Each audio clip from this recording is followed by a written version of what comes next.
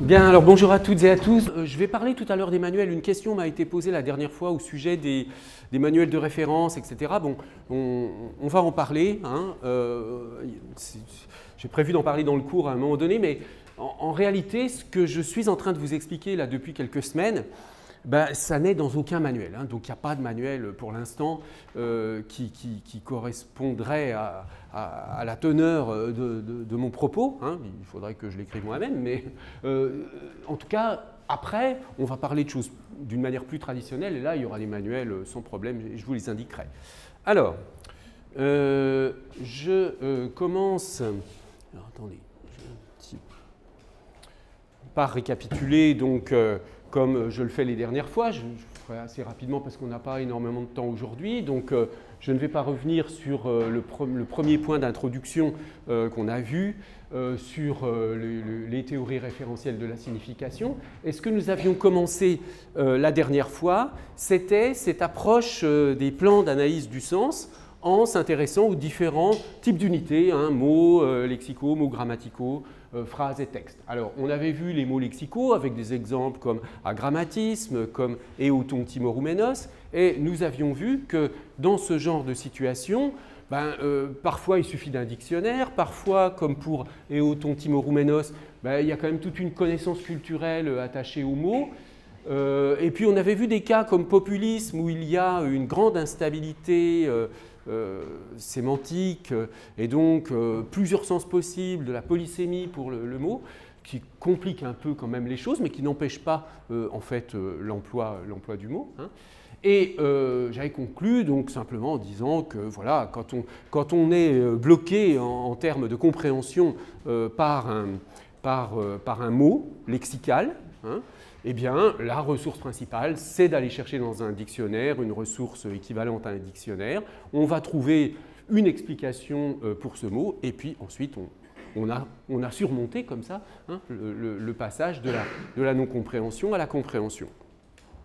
Enfin, disons, un certain type de compréhension. Hein. Je simplifie bien sûr parce que la compréhension du mot agrammatisme pour quelqu'un qui n'a absolument aucune connaissance en neuropsychologie, etc., c'est une compréhension très superficielle, vous comprenez hein. C'est-à-dire vous comprenez la phrase, vous comprenez qu'on parle d'un trouble du langage lié à une lésion cérébrale, mais vous n'avez pas la moindre idée de à quoi ça ressemble en vrai, un agrammatique, vous n'avez pas la moindre idée du fait que c'est lié à un certain type d'aphasie, aphasie de Broca, en phase de récupération, etc. Toute connaissance qu'aura un ou une spécialiste de ce domaine. Hein, de connaissances. Donc là, en fait, la connaissance lexicale qu'on obtient au moyen d'un dictionnaire, c'est une connaissance des mots, hein, ce n'est pas forcément une connaissance des choses, mais au moins, ça permet de surmonter la non-compréhension linguistique. Bon, après, dans les exemples d'eoton timoroumenos ou de populisme, woke, etc., là, il y a toutes sortes de facteurs hein, qui montrent, qui compliquent les choses, qui montrent que on a parfois des zones de sens pas très claires pour certains mots. Ça n'empêche pas du tout de les employer. Et ça, alors c'est sûr que ça crée une communication très probablement confuse. Hein. Mais en tout cas, du coup, ça nourrit la discussion, puisque, mais bon, en général, si on est entre interlocuteurs de bonne volonté, on arrive toujours à s'entendre sur le sens des mots qu'on utilise. Bon. En contraste avec les unités lexicales, on avait vu le cas des unités grammaticales, et j'avais pris deux exemples, l'un avec un pronom personnel, elle, et l'autre avec un article défini, là. Bon, et on a vu que dans le cas des mots grammaticaux, je veux dire, la situation est complètement différente, ça n'a absolument rien à voir. Je ne vais pas chercher dans le dictionnaire un mot grammatical parce que je ne comprends pas la phrase où il y a ce mot grammatical, parce que je ne comprends pas en réalité, ce que je ne comprends pas en réalité, ce n'est pas le mot grammatical lui-même. Je comprends ce mot, je comprends l'instruction qu'il véhicule, mais je ne peux pas appliquer cette instruction. Donc, c'est une situation complètement différente de la situation précédente du mot lexical. Ensuite, on est passé à la question des phrases. Alors, pour la notion de la phrase, j'avais d'abord introduit la notion très importante de compositionnalité, hein, qui dit que le sens d'une phrase, c'est une fonction du sens des éléments qui la composent.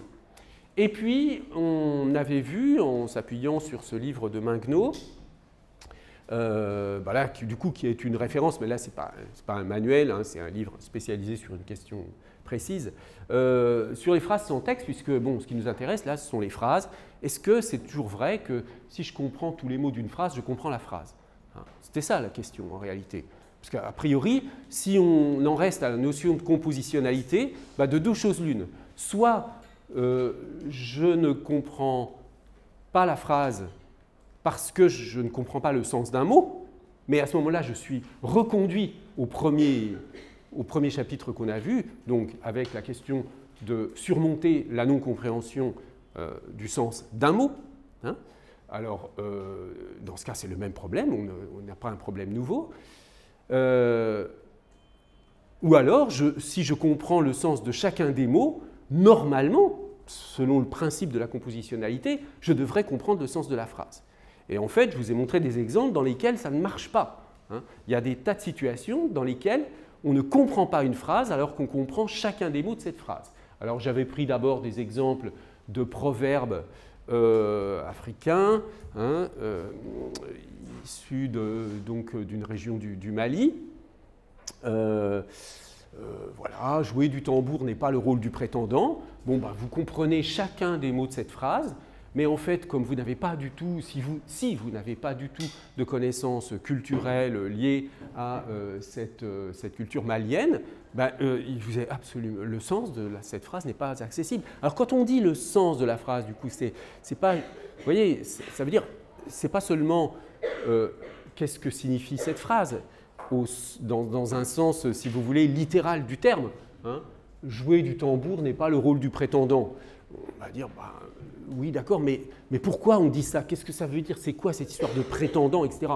En réalité, on comprend les mots, mais on ne comprend pas. Ce n'est pas tellement qu'on ne comprend pas la phrase, c'est qu'on ne comprend pas pourquoi la personne prononce cette phrase. Hein. On ne comprend pas pourquoi ça a un sens de dire cela à tel ou tel moment. D'accord? Et d'ailleurs, ce que montre bien l'auteur, Cécile Le Guy, dans ses publications, c'est qu'il y a tout un usage des proverbes dans cette culture très important, etc. Et donc on ne dit pas n'importe quel proverbe, à n'importe quel moment, n'importe qui ne peut pas dire aussi n'importe quel proverbe, etc., etc. Donc il y a toute une connaissance, là encore, culturelle, hein, liée aux proverbes.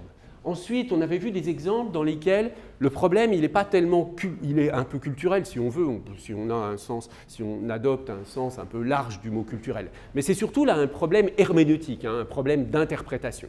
On est dans des phrases qui sont des phrases produites par des auteurs, plutôt disons des auteurs, des essayistes, hein, pour le dire au sens large, Lacan, un psychanalyste, Blanchot, un critique littéraire, et qui veulent produire un sens assez indéterminé. Hein. C'est volontaire, hein, bien sûr, ce n'est pas des phrases difficiles à comprendre parce qu'elles sont mal formulées, parce que les auteurs se sont mal exprimés. Hein. Ce n'est pas du tout ça, évidemment que là, les auteurs ont voulu produire des énoncés potentiellement interprétable de multiples façons, hein, pour produire un certain effet, etc. Je n'y reviens pas. Un cas un peu marginal, mais je l'ai cité quand même, c'est le cas des surréalistes, hein, qui produisent des phrases. Là aussi, on comprend tous les mots, hein, mais on ne comprend pas pourquoi les phrases n'ont aucun sens. Hein. Et bon, une fois qu'on a expliqué que c'est un jeu poétique, que ça sert à essayer de sortir de la logique, enfin de la rationalité du sujet parlant pour, comme le dit Breton ici, redonner à la poésie le sens de l'immensité de ses pouvoirs, on comprend mieux. Donc vous voyez, comprendre la phrase, c'est aussi comprendre toute une démarche. Hein. Donc on avait conclu avec tous les facteurs qui jouent sur l'interprétation de la phrase, mais dans mon argumentation, si vous voulez, ce qui est important, c'est de comprendre que ce qui va vous faire passer de la non-compréhension à la compréhension dans le cas d'une phrase isolée, ce n'est pas du tout les mêmes genres de procédés. Ce que vous allez utiliser pour passer de « je ne comprends pas » à « je comprends », ce n'est pas du tout les mêmes procédés, ni que ceux que vous utilisez pour un mot lexical, ni que ceux que vous utilisez pour un mot grammatical. Ensuite, on passe donc au texte, hein, et puis j'avais commencé en vous donnant d'abord un exemple de texte technique, hein, où là, bon, en général, les textes techniques, ce n'est pas très compliqué, mais pour comprendre, si vous voulez, encore une fois, comprendre les mots, comprendre le discours linguistique, mais après, ça ne veut pas dire qu'on comprend la réalité du domaine de spécialité couvert par ces mots, mais en général, si vous voulez, il n'y a pas de... Une fois qu'on a compris le sens des mots techniques, hein, donc ça revient à la question de la compréhension des mots, bah on comprend à peu près de quoi il s'agit. Hein. En revanche, dans les situations où, comme ici, de nouveau avec Blanchot, où il y a une production quasi poétique de sens, hein, là c'est un essai, hein, je vous avais dit, c'est un extrait de ce texte, l'écriture du désastre, dans lequel, enfin un texte écrit en fragments, dans lequel, dans cet extrait, Blanchot essaie de décrire ce que c'est pour lui que l'écriture en fragments. Hein. Donc c'est un texte là qui parle de la construction et du statut de lui-même, hein, de son propre texte. Bon, alors, je vous avais fait remarquer que ce texte, c'est facile de voir pourquoi il est difficile à comprendre, c'est parce qu'il est très paradoxal. Hein. Donc, vous voyez, il est paradoxal parce que c'est du pratique, mais c'est pas une pratique, mais c'est pas non plus une théorie.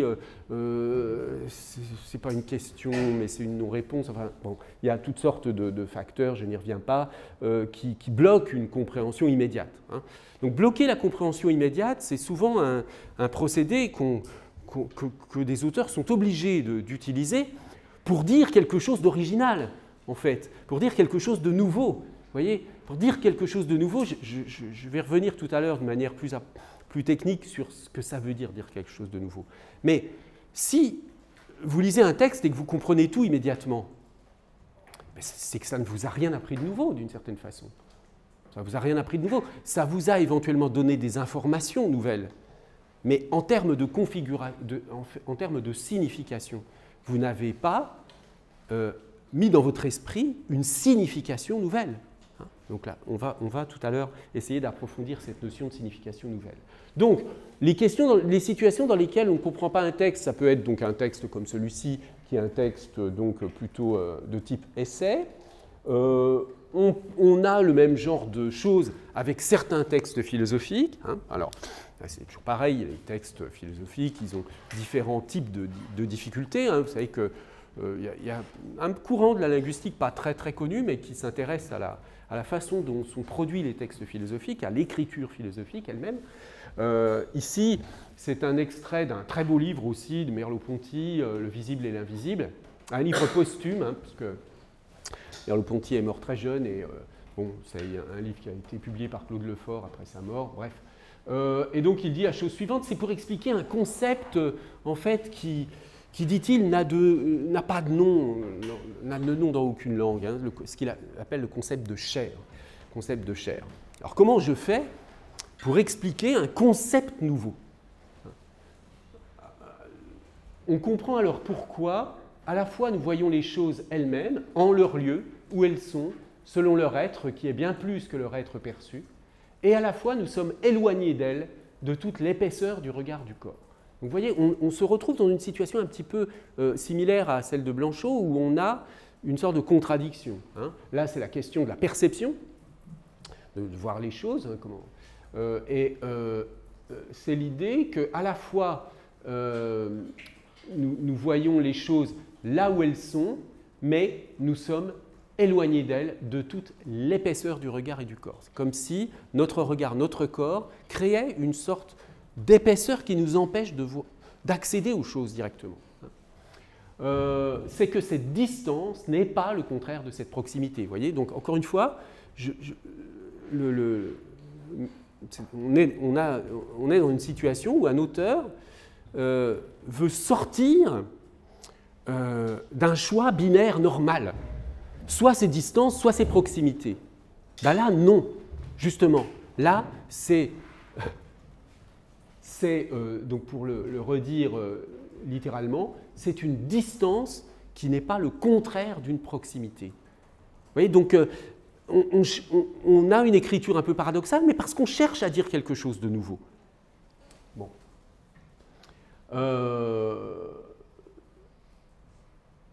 Elle est profondément accordée avec elle, elle en est synonyme, donc la distance est synonyme de cette proximité. C'est que l'épaisseur de chair entre le voyant et la chose est constitutive de sa visibilité à elle, comme de sa corporéité à lui. Donc en même temps, la personne qui voit l'être qui voit et la chose vue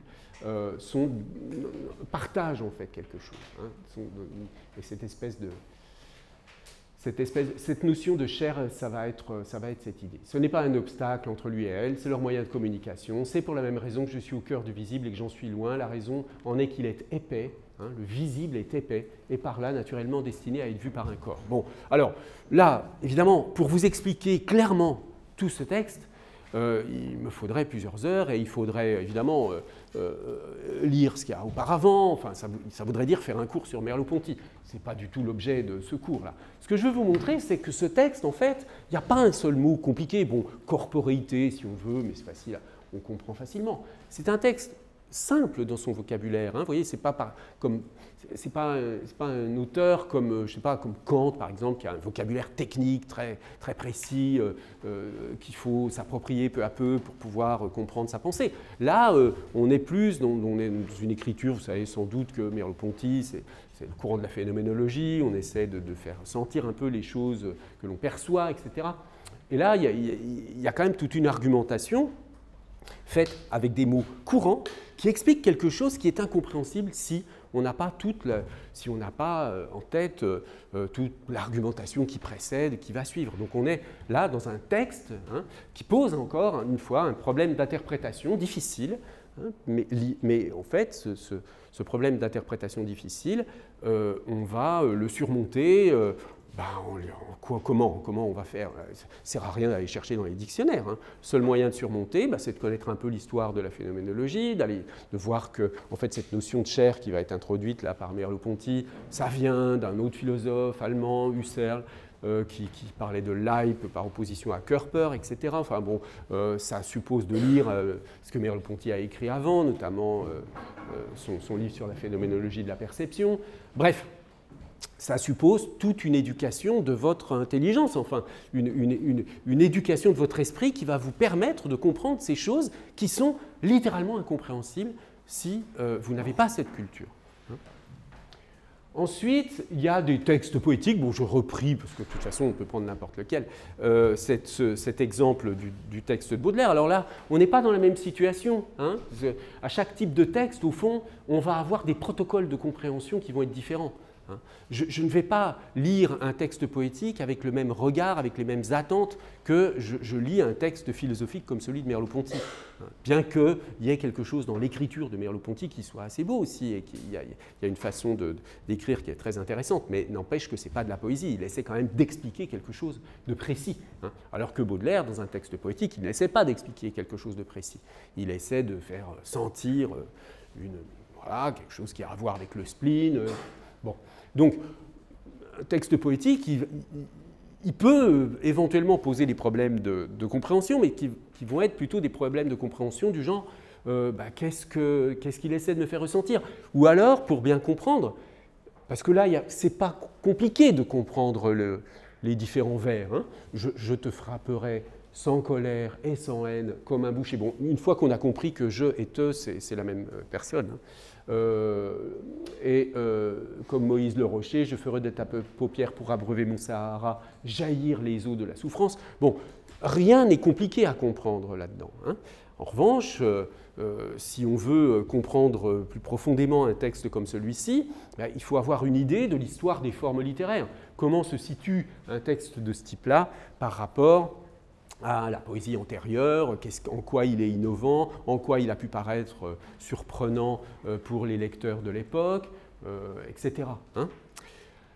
Alors c'est assez différent d'un texte poétique comme celui de Mallarmé, comme ceux de Mallarmé. J'ai pris là un exemple, là aussi quasiment au hasard, parce que de toute façon les textes de Mallarmé, ils sont tous aussi incompréhensibles les uns que les autres à première lecture, si on n'a pas, là encore,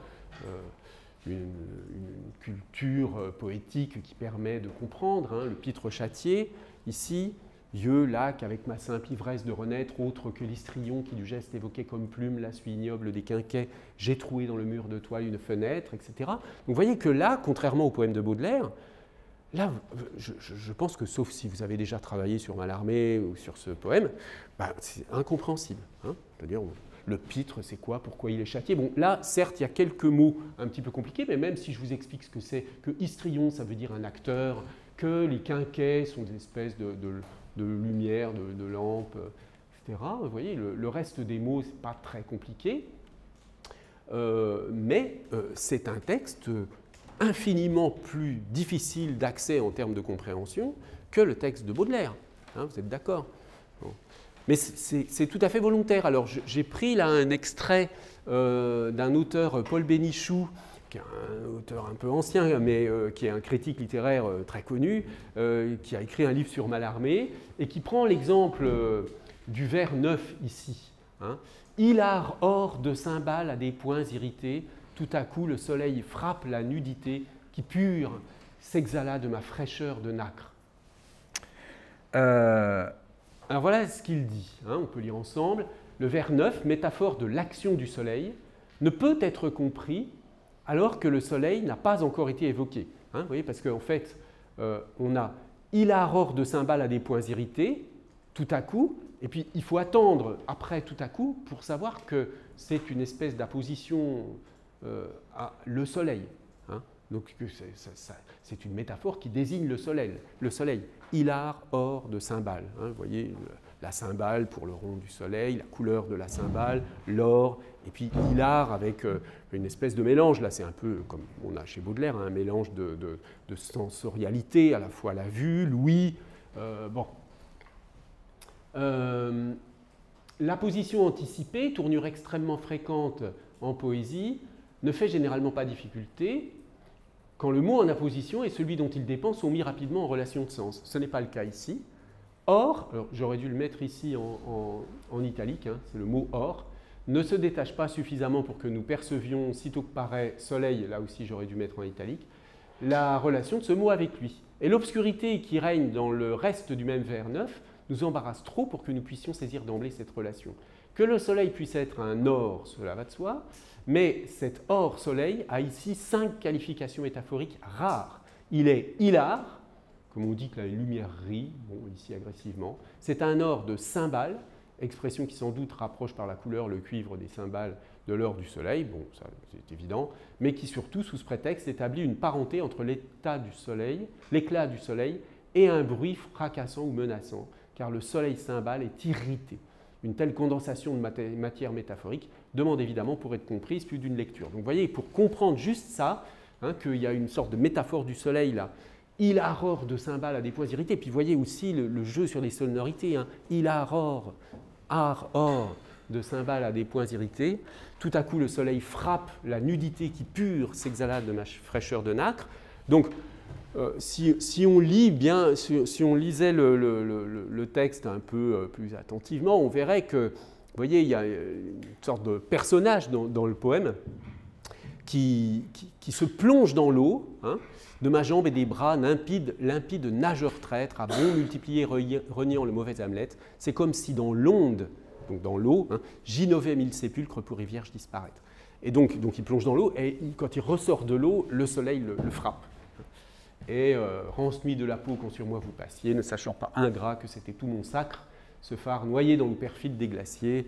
Bon, donc là, c'est toute une réflexion, mais que là aussi, je n'ai pas le temps de l'expliquer en détail, sur le fait que l'apparence, hein, le phare, c'est-à-dire tout ce que l'histrion, l'acteur, le comédien met sur lui pour faire illusion, eh bien, a été complètement perdu dans ce geste de vouloir se purifier, hein, en plongeant dans une eau limpide, etc. Et qu'en réalité, il perd tout ce qui était son être. Hein. Bon. Donc, bon, En fait, c'est un texte là aussi tout à fait métapoétique qui parle de la poésie de Mallarmé lui-même. Mais simplement, je vous le montre en contraste avec le poème de Baudelaire pour vous montrer qu'en réalité, les degrés de compréhension, les questions de compréhension dans le cas du texte poétique sont très variables en fait d'un texte à l'autre. Alors d'ailleurs, il y a une chose assez amusante. À côté du livre de Bénichou, il y a un livre d'un auteur beaucoup moins connu, Michel Gauthier.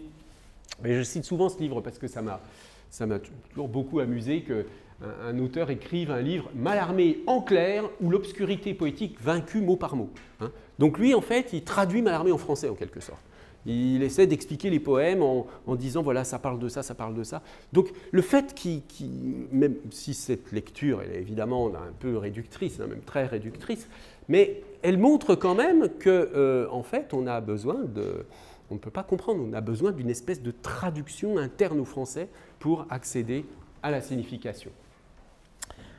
Alors, je vous donne, pour terminer sur cette réflexion au sujet de la poésie, un extrait d'un texte d'un spécialiste de poésie, Christian Doumet, plutôt un collègue littéraire, et qui a posé une question qui nous intéresse tout à fait. Faut-il comprendre la poésie ? Est-ce que la poésie, les textes poétiques, c'est destiné à être compris? Alors, évidemment, on va tout de suite, enfin, je veux dire, ça va être évident qu'il faut se mettre d'accord sur ce qu'on entend par comprendre. Là, lui, il entend comprendre dans un sens qui n'est pas tout à fait le même que celui que j'utilise avec vous. Bien, alors lisons cette citation. « Les lectures critiques de la poésie, de quelque tradition qu'elle se réclame, se fixent comme objet d'élucider le poème. En quoi elle ne procède pas autrement qu'avec la prose. Dans tous les cas, le texte est appréhendé comme une réserve de sens qu'il importe de libérer, de mettre en lumière, élucider, parce que dans élucider, étymologiquement, il y a lux, la lumière, et en ordre.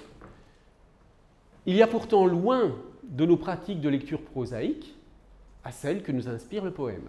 Ici, une incertitude majeure quant au statut du sens nous interdit de prétendre tout bonnement à comprendre.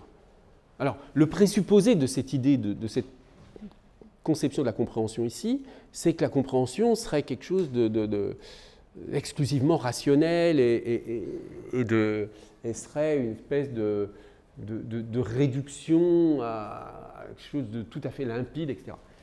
C'est d'autre chose qu'il s'agit, en quoi réside d'ailleurs, nous le savons bien, la jouissance particulière de l'expérience poétique. Le livre part de ce constat pour prendre pleinement en compte la déroute initiale des mécanismes de compréhension. Donc, vous voyez, la déroute initiale des mécanismes de compréhension, donc on ne comprend pas face au poème, pour tenter de penser, et c'est ça le passage que je trouve intéressant, pour tenter de penser la part de langue irréductible au sens. La part de langue irréductible au sens. Pour s'attacher enfin à cette perte essentielle des repères sémantiques, linguistiques et référentiels qui se nomme étrangeté. Un tel concept ne peut, dans son ampleur philosophique, esthétique, psychanalytique, que restituer le poème à la croisée des savoirs ou une humanité de plus en... Oui, bon, bref. Donc, l'idée, là, vous voyez, de cette part de langue irréductible au sens, là aussi, il y a un présupposé sur ce qu'est le sens. Parce que même s'il y a une part de sens qui nous parvient, qui n'est pas le sens qui est dans le dictionnaire, on finit quand même à un certain moment, en lisant un poème, par ressentir réellement quelque chose, par comprendre, par être par exemple ému par des formes esthétiques, ou alors par la façon dont les choses sont dites, ou par l'habileté littéraire de l'auteur, par toutes sortes de choses. Donc, c'est pas tellement que c'est irréductible au sens, c'est irréductible à un certain type de sens en réalité. Si vous voulez, là, ce genre de propos, ça présuppose quand même une sorte de conception restrictive des notions de sens et de compréhension. Mais il n'empêche que la question se pose de savoir si la compréhension, c'est seulement la compréhension purement rationnelle et donc pouvoir expliquer les choses vraiment clairement par A plus B, etc. ou bien s'il y a autre chose dans la compréhension. Ben, bien sûr qu'il y a autre chose dans la compréhension. La compréhension des textes poétiques, ça ne peut pas être la même chose que la compréhension d'un article de journal, hein, d'un article de journal qui va nous expliquer où il n'y a rien à... Il n'y a pas d'incertitude de signification. Hein. Quand vous lisez dans le journal, le Premier ministre Sébastien Lecornu a démissionné, etc., bon, ok, vous obtenez une information nouvelle, mais il n'y a absolument aucun problème de sens. Hein.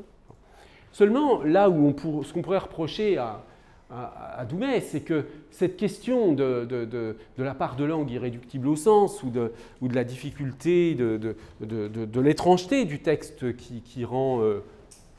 Qui bloque la compréhension, ben on l'a vu, ce n'est pas propre au texte poétique. Hein. Il y a ça aussi dans les textes philosophiques, dans les textes de critique littéraire. Toute la prose, cette opposition prose-poésie, elle est un petit peu rudimentaire. Hein. Bien, alors donc, voilà, on pourrait conclure en disant qu'il y a toutes sortes de paramètres qui jouent quand on ne comprend pas un texte. Hein, l'intertextualité, c'est-à-dire les autres textes, hein, ce que je vous disais à propos de Baudelaire par exemple, ou à propos de Mallarmé, il faut connaître aussi les autres textes avec lesquels le texte sur lequel on s'interroge est en relation. Il faut évidemment faire attention à la catégorie textuelle. Hein. Est-ce que j'ai un genre de discours? Est-ce que c'est de la philosophie, de la littérature, de la critique littéraire? Je ne vais pas avoir les mêmes attentes selon la situation. Bien sûr, la structuration interne du texte. Hein. Parfois, comme on l'a vu avec l'exemple de Mallarmé, c'est écrit de telle sorte que c'est structurellement difficile à comprendre. Et puis, bien sûr, il y a toujours la multiplicité des interprétations. Hein. Même une fois que, si vous voulez, d'un critique littéraire à l'autre, même chez les professionnels de la critique littéraire, on va pouvoir avoir des variations dans les interprétations. Hein. Il n'y a pas une seule. Il y a des interprétations fausses, hein, bien sûr, des interprétations erronées parfois, mais parmi les interprétations possibles, il y en a plusieurs.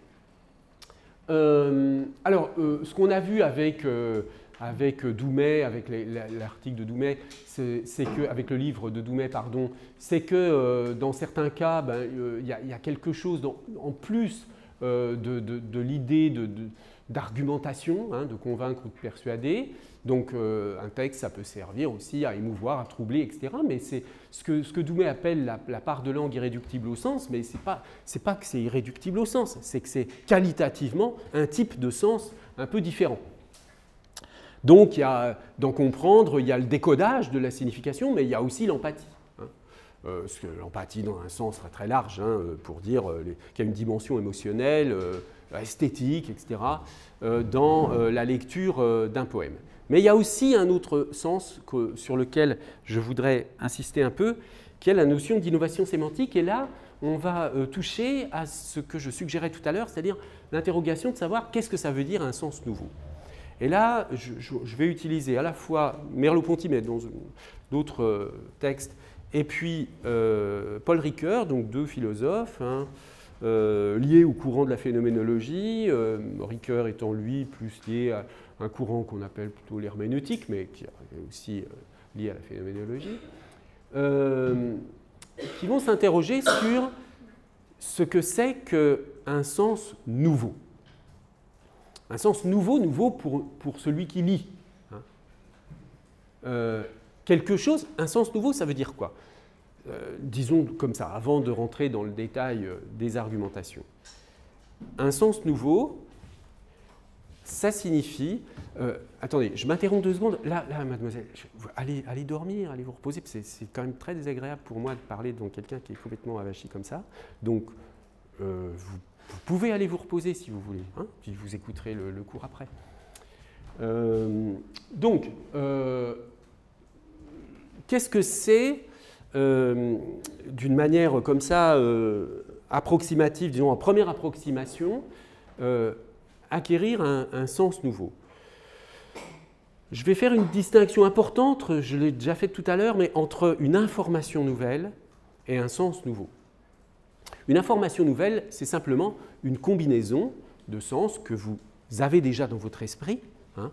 Comme je vous disais tout à l'heure, voilà, on a une information politique sur le fait que le Premier ministre a démissionné. Bien, ça, c'est une information nouvelle. Mais ça n'est pas un sens nouveau qui vient dans votre esprit. Un sens nouveau, ça voudrait dire un sens ou une signification que vous n'avez pas encore élaborée dans votre esprit, cognitivement. Donc comment c'est possible en partageant des mots que tout le monde comprend, de mettre dans son esprit des choses nouvelles, réellement nouvelles. Pas juste de la combinaison de choses déjà connues, mais des choses réellement nouvelles. Comment on fait pour élargir son esprit, en quelque sorte? Comment on fait pour importer dans notre esprit du sens nouveau? C'est ça la question fondamentale. Alors, donc, première approche, celle de Merleau-Ponty qui distingue parole parlante et parole parlée. Alors, en fait, parole parlante, on va voir, c'est la parole qui innove, hein, qui est susceptible d'innovation, et parole parlée, c'est la parole qui ne fait que redire des choses déjà connues. Alors, je vais prendre 2 ou 3 extraits que je vais commenter avec vous. Donc, ce qu'il appelle la parole parlée, il appelle aussi l'algorithme. En fait, c'est le décodage, c'est l'algorithme, c'est l'idée qu'il y a un rapport, vous voyez, sans équivoque, des significations dérivées avec les significations primitives et de celles-ci avec des signes par eux-mêmes insignifiants. Alors, qu'est-ce que je vais quand même éclairer un peu ça? C'est ça l'idée qu'on va retenir. On va regarder comment c'est présenté dans le texte. Donc là, il parle de la parole parlée, donc la parole qui ne nous apprend rien de nouveau. Hein. La seule vertu, mais décisive, de l'expression est alors, dans le cas de la parole parlée, hein, de remplacer les allusions confuses que chacune de nos pensées fait à toutes les autres par des actes de signification dont nous soyons vraiment responsables, parce que l'exacte portée nous en est connue, de récupérer pour nous la vie de notre pensée, et la valeur expressive de l'algorithme est tout entière suspendue au rapport sans équivoque des significations dérivées avec les significations primitives et de celles-ci avec des signes par eux-mêmes insignifiants où la pensée ne trouve que ce qu'elle y a mis. Alors, je vais essayer d'expliquer un peu, surtout cette idée de signification dérivée, signification primitive. Qu'est-ce que ça signifie, ce rapport entre les significations primitives et les significations dérivées? C'est l'idée de compositionnalité, en fait. Hein. C'est l'idée qu'on a des significations de base, appelées ici significations primitives, que tout le monde connaît, et puis on va faire obtenir des significations dérivées en combinant des significations primitives. Donc, je comprends A, je comprends B, je comprends C, donc séparément, si vous voulez, et puis quelqu'un me donne un énoncé dans lequel il y a A, B et C, donc je les combine et j'obtiens une signification dérivée à partir des significations primitives A, B et C.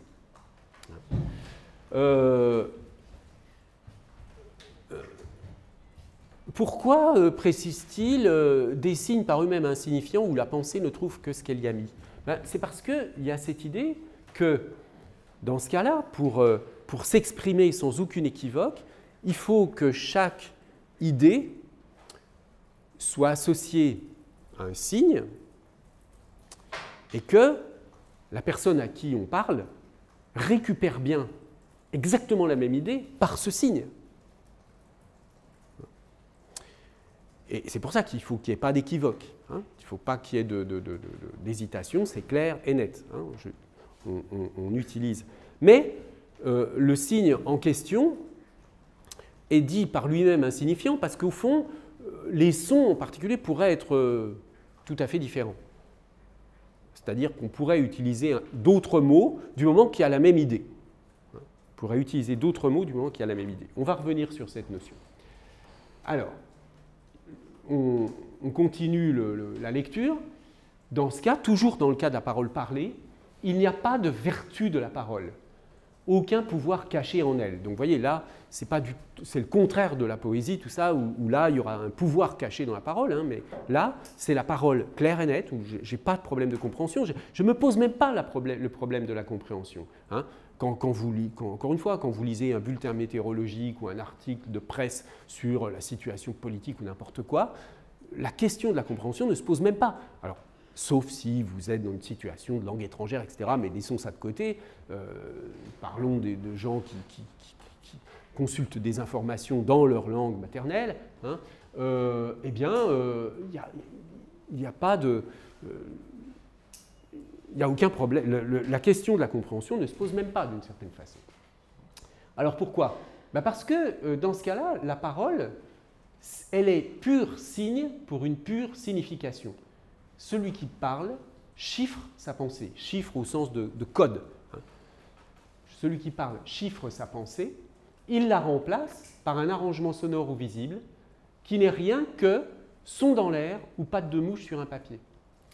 La pensée se sait et se suffit, elle se notifie au dehors par un message qui ne la porte pas et qui la désigne seulement sans équivoque à une autre pensée qui est capable de lire le message parce qu'elle attache, par l'effet de l'usage des conventions humaines ou de l'institution divine, la même signification au même signe. En tout cas, nous ne trouvons jamais dans les paroles des autres que ce que nous y mettons nous-mêmes. La communication est une apparence, elle ne nous apprend rien de vraiment neuf. Alors qu'est-ce que ça veut dire? Ça veut dire que, en fait, quand quelqu'un, dans cette situation de parole parlée, quand quelqu'un a quelque chose à dire, mettons pour simplifier, on va dire il a une idée. Alors bien sûr, une idée, ça va être codé par toutes sortes de mots, mais pour simplifier, je veux dire, il a une idée. Bon, cette idée, effectivement, elle va être décomposée en plusieurs unités. Et donc, il va l'exprimer en écrivant quelque chose, en parlant. Mais la personne en face, pour qu'elle comprenne, et si on en reste à la pure et simple compositionnalité, il faut qu'elle ait déjà dans son esprit le sens des mots véhiculés, pour qu'elle puisse associer aux mots véhiculés l'idée que la personne qui parlait avait associée à ces mots. Alors, le lien est arbitraire, c'est aussi ça quelque chose d'important dans cette perspective. C'est-à-dire qu'on peut coder avec n'importe quoi. Ça n'a pas d'importance. C'est-à-dire la même information pourra être formulée différemment. Ça n'a aucune importance parce que ce qu'on veut transmettre, ce n'est pas du langage, c'est une idée qu'on code avec des mots de telle façon que l'autre en face il puisse décoder immédiatement sans difficulté. Mais s'il peut décoder immédiatement sans difficulté, c'est que ce sens, il était déjà accessible pour lui, il l'avait déjà dans son esprit. Et finalement, parler dans le cadre de la parole parlée, c'est juste dire à quelqu'un « pointe ton attention sur telle chose ». En fait, ça revient à dire ça. Ça veut dire, tu as plein de choses dans ton esprit, et quand je parle, je ne fais pas entrer dans ton esprit quelque chose de nouveau, je te demande juste de pointer ton attention sur quelque chose de particulier dans ton esprit. Bon. Alors, dernière citation. Après tout, je comprends ce qu'on me dit parce que je sais par avance le sens des mots qu'on m'adresse. Et enfin, je ne comprends que ce que je savais déjà. Oui ? Dans la parole parlée, on ne comprend que ce qu'on savait déjà. Donc on n'apprend rien de nouveau, évidemment. Je ne comprends que ce que je savais déjà. Je ne me pose d'autres problèmes que ceux que je veux résoudre. Deux sujets pensants, fermés sur leur signification, entre eux des messages qui circulent, mais qui ne portent rien et sont seulement occasion pour chacun de faire attention à ce qu'il savait déjà. C'est ce que je vous disais tout à l'heure en pointant l'attention. Finalement, quand l'un parle et que l'autre écoute, des pensées se reproduisent l'une l'autre, mais à leur insu et sans jamais s'affronter. Oui, comme le dit Paulhan, donc Jean Paulhan, qui avait écrit ce livre auquel Merleau-Ponty fait référence ici, Les fleurs de Tarbes, un livre sur les questions de rhétorique, etc. Cette théorie commune du langage, donc cette théorie commune du langage, c'est quoi cette théorie? C'est une théorie dans laquelle j'ai une idée, je la code par des mots, l'autre décode et il récupère l'idée que j'avais à transmettre. Eh bien, tout se passe comme si, à la fin, entre eux, il n'y avait pas eu langage. C'est-à-dire pas eu langage dans un sens plein, c'est-à-dire langage au sens où il y a bien eu un langage, c'est-à-dire on a bien parlé, mais ce langage, il n'a aucune épaisseur, c'est juste un pur code. D'accord ? Alors, pour comprendre, pour synthétiser, disons, ce point de vue, il y a plusieurs paramètres qu'il faut prendre en considération. Il y a d'abord le caractère arbitraire des signes, ça on y reviendra.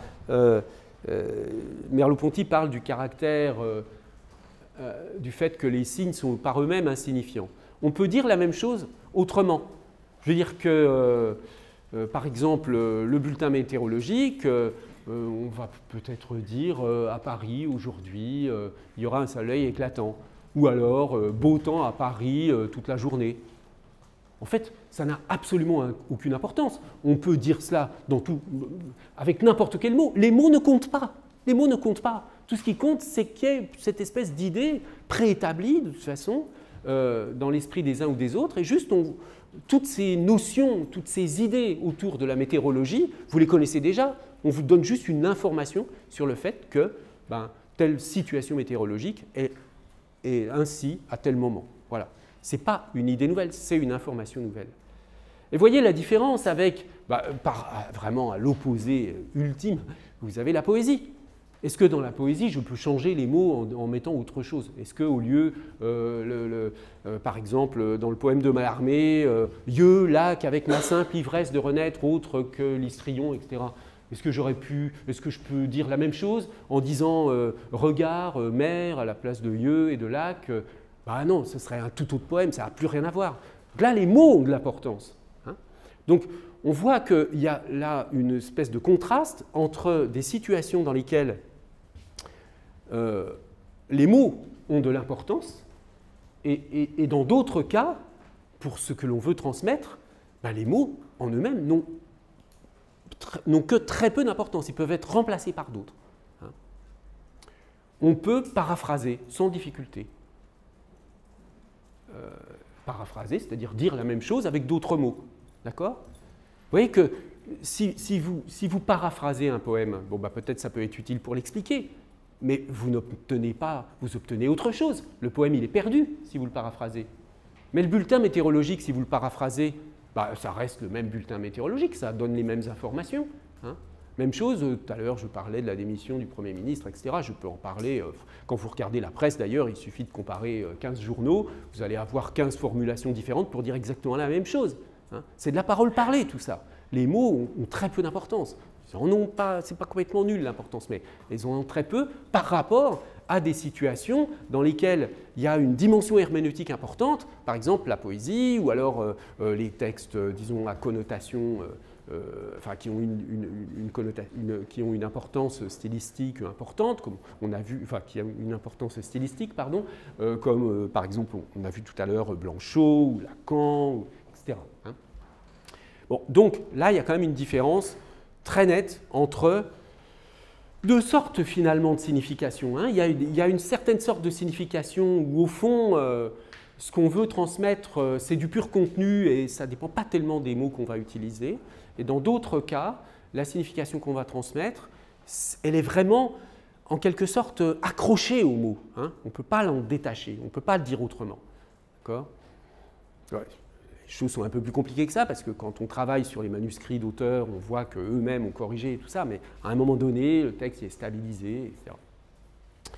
Bon, ça se voit d'ailleurs à un indice très simple à mettre en œuvre, c'est la traduction, en fait.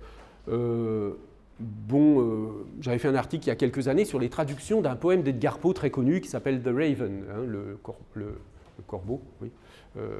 The Raven. Eh bien, il y a, je ne sais pas combien en français, il y a des traductions de Baudelaire, de Mallarmé, il y a 15-20 traductions de ce poème, hein, qui sont toutes très très différentes les unes des autres, etc. Bon. Donc, il y a une multiplicité possible de traductions quand on a affaire à un texte qui relève de la parole parlante et non plus de la parole parlée. Mais quand vous avez un texte qui relève de la parole parlée, il n'y a pas 36 manières de le traduire. Hein. Un article de journal ou un bulletin météorologique, d'ailleurs, c'est traduit automatiquement de manière très simple, hein, et ça ne pose pas de problème de traduction, parce que les traductions sont des interprétations d'une certaine façon. Hein. Donc, il n'y a pas de variabilité de la traduction dans le cas de la parole parlée, alors que dans le cas de la parole parlante, il y a tout de suite plusieurs façons de traduire. Bien, donc on a des causes assez bien identifiées de l'impossibilité de la parole parlée à produire de l'innovation sémantique. Je passe sur cette diapositive. C'est vrai que chez Merleau-Ponty, l'idée reste... Enfin, il essaie de faire sentir l'idée, mais c'est pas très précis, hein. Il n'y a pas tellement de critères.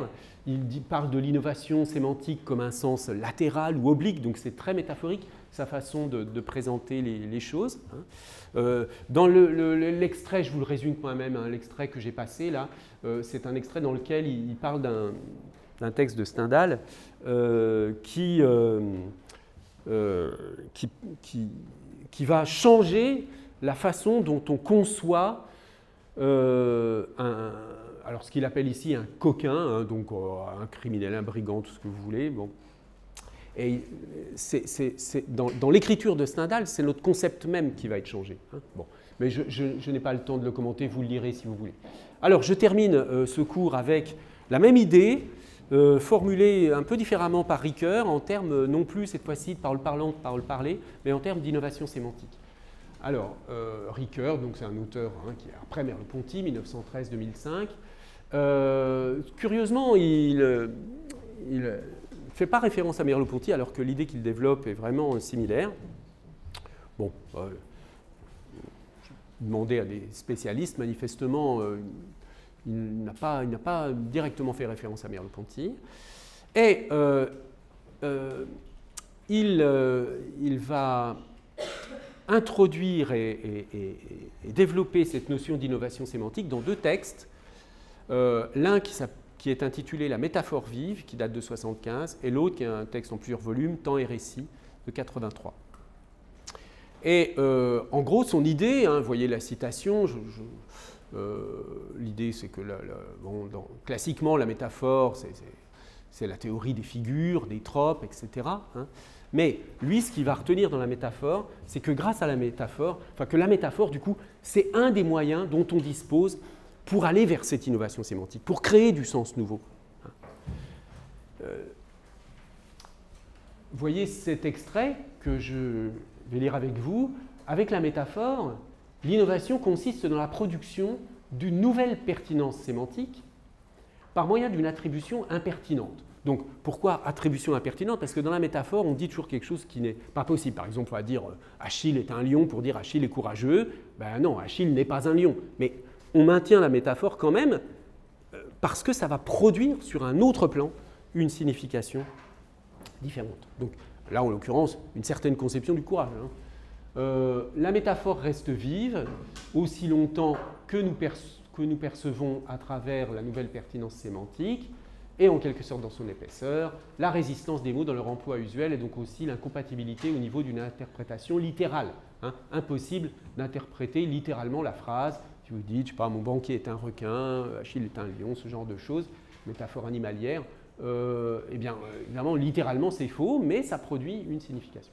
Le déplacement de sens que les mots subissent dans l'énoncé métaphorique et à quoi la rhétorique ancienne réduisait la métaphore n'est pas le tout de la métaphore. Il est seulement un moyen au service du procès qui se situe au niveau de la phrase entière et a pour fonction de sauver la nouvelle pertinence de la prédication bizarre menacée par l'incongruité littérale de l'attribution. Bon, c'est formulé d'une manière un peu technique. Simplement, l'idée, comme je vous l'ai dit tout à l'heure, c'est que la métaphore va être un des moyens classiques, hein, et tout le texte de Ricoeur, là, tout à fait passionnant, va développer cela, avec l'idée que la métaphore a quelque chose, a un rapport avec la vue, hein, de permettre de voir les choses, de produire une image mentale. Une métaphore, ça essaie de produire une image mentale, donc ça nous fait comprendre quelque chose de neuf. Donc ça a à voir avec l'innovation sémantique. Et puis il fait un parallèle aussi avec le récit. Hein. Donc dans le récit, on a des agencements nouveaux, hein, dans le récit qui est innovant. Et bon, là, il en parle aussi en termes de synthèse de l'hétérogène, c'est plus abstrait, ça me paraît un peu moins convaincant, mais l'idée de la métaphore est à retenir. Donc, je termine sur l'idée de la compréhension du texte. Donc, on a vu, hein, il y a plusieurs sortes de textes. Comprendre un texte, ça peut être juste le décoder. Hein. Dans ce cas-là, il n'y a rien à comprendre à proprement parler. Ça peut être percevoir un peu l'intention globale, hein, sans forcément tout comprendre. On peut parfois être touché par des textes poétiques, notamment, sans avoir une idée très précise de leur signification. D'ailleurs, souvent, ce que racontent des auteurs quand ils parlent de leur éducation et de l'enseignement de la littérature qu'ils ont reçu au collège ou au lycée, disant « bon, j'aimais bien, je ne comprenais pas ce que ça voulait dire, mais j'aimais bien ces phrases, ces textes, etc. » Il y a quelque chose comme ça. Et puis, il y a aussi le comprendre, donc au sens, l'idée de comprendre dans un sens fort, qui est d'importer une idée nouvelle dans son esprit. De faire en sorte que dans votre esprit, il y a de la signification nouvelle qui n'y était pas auparavant. Alors évidemment, dans notre vie quotidienne, nous fonctionnons plutôt avec la parole parlée, parce que la parole parlée, elle a un intérêt, comme on ne parle que de ce qu'on sait déjà, ça a une espèce d'intérêt communautaire. La parole parlée, ça permet de parler de choses et de créer des communautés qui parlent de la même chose entre elles. Alors ça ne marche pas quand on change de communauté, mais ça marche bien. Et donc ça a un côté un peu grégaire, on est enfermé dans un petit monde, et puis on partage des mots, des phrases dans ce petit monde, et souvent il y a des gens qui passent toute leur vie dans ce petit monde-là. Mais c'est quand même un enfermement dans des significations. Vous voyez, là où il y a une espèce d'ouverture, et là il faudrait reprendre le texte de Mallarmé, trouer dans le mur de toile une fenêtre, c'est-à-dire ouvrir et aller voir ailleurs, aller chercher quelque chose qu'on ne comprend pas, parce que finalement c'est extrêmement ennuyeux de comprendre tout le temps. Bon, donc, et là, à partir de là, vous élargissez votre monde mental et ça suppose quand même de se mettre en danger en quelque sorte, c'est-à-dire d'accepter de ne pas comprendre et d'être obligé d'aller travailler et faire des choses, tout ça, pour passer de la non-compréhension à la compréhension. Et il faut bien reconnaître que la plupart de nos congénères sont très mal à l'aise quand ils ne comprennent pas et préfèrent plutôt oublier et passer à autre chose, ne pas voir et rester dans ce qu'ils comprennent. Mais quand même, une vie d'être humain, c'est quand même une vie qui est ouverte vers quelque chose qui n'est pas juste fermé à un moment donné sur un ensemble de significations. Donc c'est pour ça qu'on a la chance, nous, à l'université, de pouvoir travailler sur toutes sortes de choses, réfléchir, élargir nos mondes et importer toutes sortes de significations. Alors, dans notre esprit, si vous avez bien compris ce que j'ai dit, cette notion même d'innovation sémantique, qui n'était pas dans votre esprit ce matin quand vous vous êtes levé, eh bien là, maintenant, normalement, il y a quelque chose qui va se mettre en place petit à petit. Peut-être pour certains ou certains d'entre vous, c'est déjà très clair. Pour d'autres, c'est un peu flou, mais ça va venir. Et petit à petit, vous allez avoir cette notion, ce concept d'innovation sémantique qui va se cristalliser dans votre esprit et qui va être à nouveau une signification disponible. Mais en tout cas, le fait que cette signification nouvelle soit importée dans votre esprit va reconfigurer toutes sortes de significations qui y sont déjà. Et c'est comme cela que la signification portée, enfin les sens que peuvent vivre un être humain évoluent, se modifient, etc. Voilà, merci beaucoup de votre attention et je vous dis donc à demain.